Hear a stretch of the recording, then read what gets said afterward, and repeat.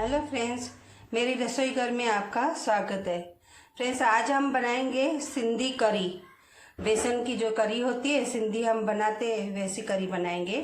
तो उसके लिए मैंने लिया है ये बेसन, और ये मैंने गिदामरी इमली जो आती है उसको भिगो के निचोड़ लिया है। और ये कुकम के फूल है, ये मैंने धो के भिगो दिए हैं। ये राई है, जीरा है, आधा चम्मच राई लिए, आधा चम्मच जीरा लिया है, आधा चम्मच मेथी के दाने लिए है, और 1 चम्मच मैंने हींग लिया है। हींग का टेस्ट बहुत अच्छा आता है करी में। और ये मैंने भिंडी है जो धो के काट के बीच में ऐसे चीरा करके, और मैंने जस्ट खाली गरम तेल में फ्राई कर लिए। और ये हरी मिर्ची डालने की बारीक मैंने काट ली है, ये करी लीव्स। और ये मैंने जो करी में मेन भागा होता है हमारा, सिंधी में डालते हैं। और राई ततर जाए थोड़ी, उसके बाद हम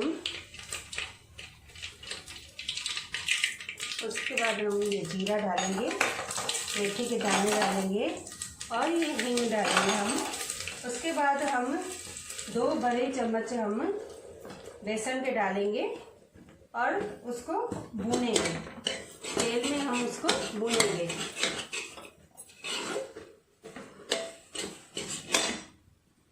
ये हमारा अभी हो चुका है, तो हम क्या करेंगे, इसमें पानी डालेंगे।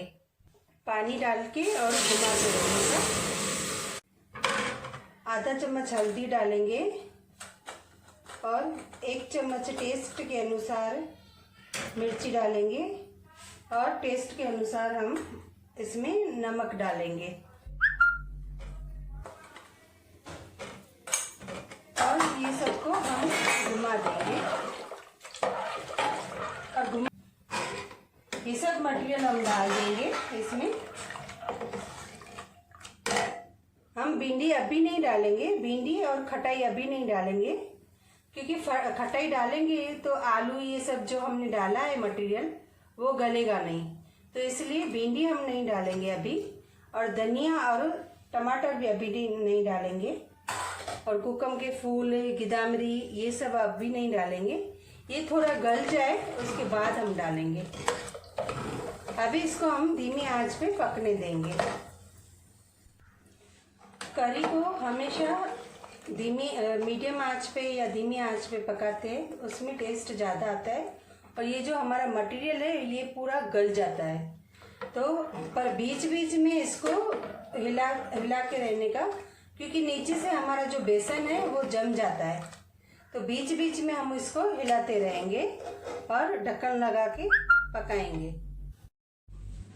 ये हमारे आलू ये सब गल चुके हैं। अभी हम इसमें क्या करेंगे, ये जो हमने कुकम के फूल भिगो के रखे थे ये हम पानी इसमें डाल देंगे। अगर आपने ये सब्जियां डाली है और ये भिगोए नहीं है तो उसी टाइम आप डाल सकते हो। और मैंने भिगो के रखे थे तो खटास निकल गई, जिसके कारण हमारे ये जो सब्जियां हैं वो नहीं गलती। लेकिन अभी ये गल चुकी है तो हम इसमें डालेंगे और थोड़ा पकाएंगे।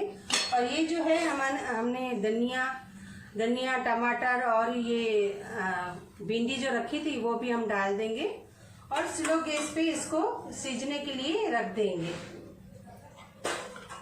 और इमली भी बाद में डालेंगे। ये हमने इसमें धनिया और टमाटर डाल दिया है। अभी हम इसको स्लो गैस पे पकाएंगे। ये हमारा पूरा भागा पक चुका है, खाली इसको सीजने तक, तेल सीज जाए हमारा, इसको पकाएंगे स्लो गैस पे। ये हमने टमाटर, धनिया और गिदामरी की रस हमने डाल दी थी। अभी हमारी करी एकदम रेडी है। देखिए फ्रेंड्स, कितना तेल डाला था फिर भी नहीं सीजा है तेल। तो करी सर्व कर दिए सिंधी करी। इसमें जो सब्जियां हमने डाली है वो बहुत अच्छी लगती है। ये चावल के साथ मैंने सर्व किया है, तो आप भी घर पर ऐसे बनाइए हमारे सिंधी स्टाइल में करी, और चावल के साथ खाइए। और मुझे कमेंट बॉक्स में बताइए कैसी बनी है। उम्मीद है आप लोगों को ये मेरी रेसिपी पसंद आई होगी। तो मेरे चैनल को लाइक और शेयर ज़रूर करना। Thank you.